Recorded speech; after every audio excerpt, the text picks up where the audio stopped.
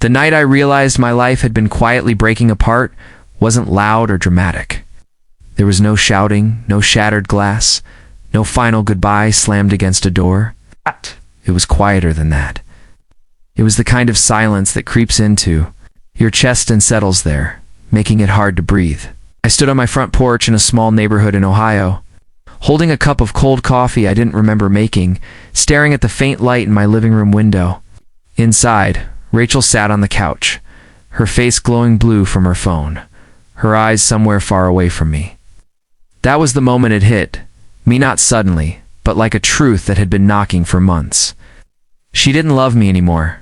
Asterisk if you believe in kindness, second chances, and the quiet power of love that shows up when everything feels lost. Take a moment right now to like, comment, share, and subscribe. Stories like this aren't just stories. They're reminders that even broken hearts can find their way back to something real. My name is Jacob, and for 7 years, Rachel had been my entire world. We met in college, built a life from nothing, and promised each other forever in a courthouse ceremony with cheap rings and hopeful smiles. But somewhere along the way, the warmth faded. Conversations turned into obligations.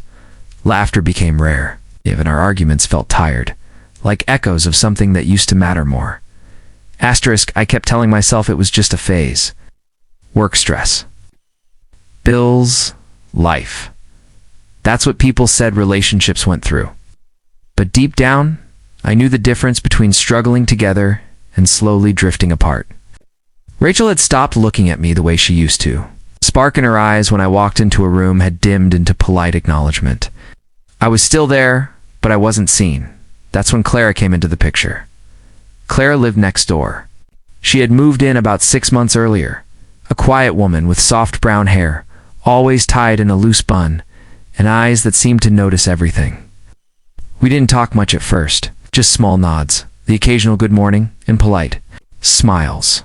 But over time, those brief exchanges turned into short conversations. She would water her plants in the evening while I sat on the porch pretending to enjoy the quiet. Asterisk, she noticed things. Little things. The way I stayed outside longer than necessary. The way I hesitated before going back inside. The way my smile didn't quite reach my eyes. Asterisk one evening.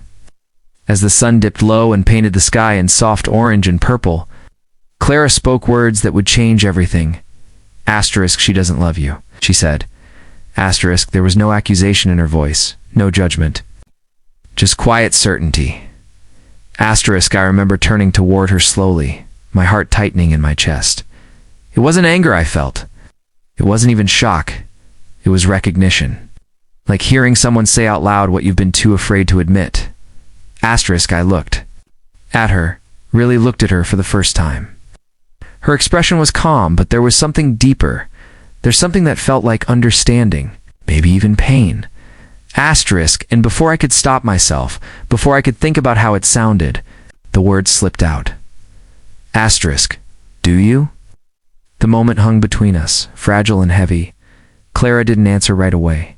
She simply looked at me, her eyes searching mine, as if trying to decide whether I was asking a question or confessing something I didn't fully understand yet. Asterisk. Then she gave a small, most sad smile, and said softly that love isn't something you ask for when you're still holding on to someone else. Asterisk, that night, I didn't go back inside immediately.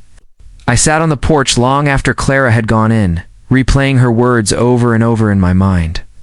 Something inside me had shifted. It wasn't sudden clarity, but it was the beginning of it. The next few weeks were some of the hardest of my life. Started paying attention in ways I hadn't before, not to fix things, but to see them clearly.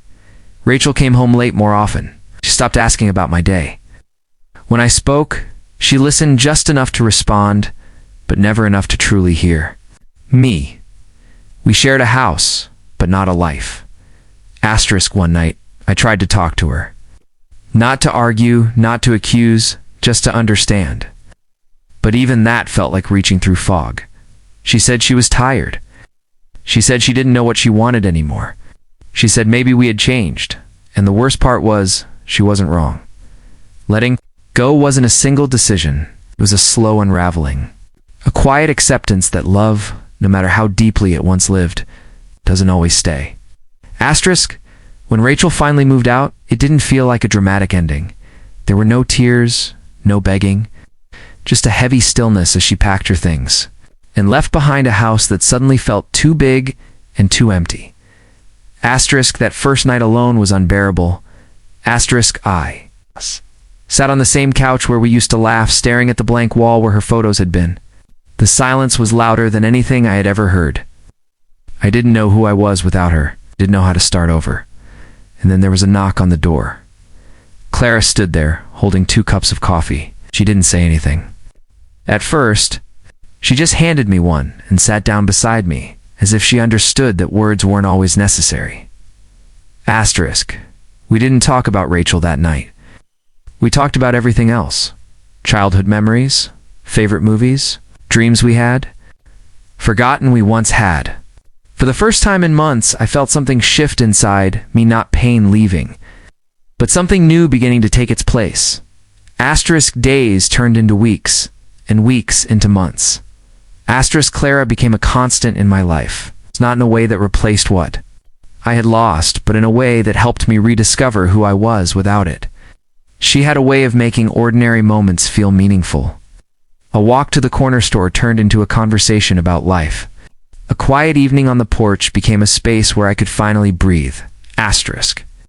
But it wasn't perfect.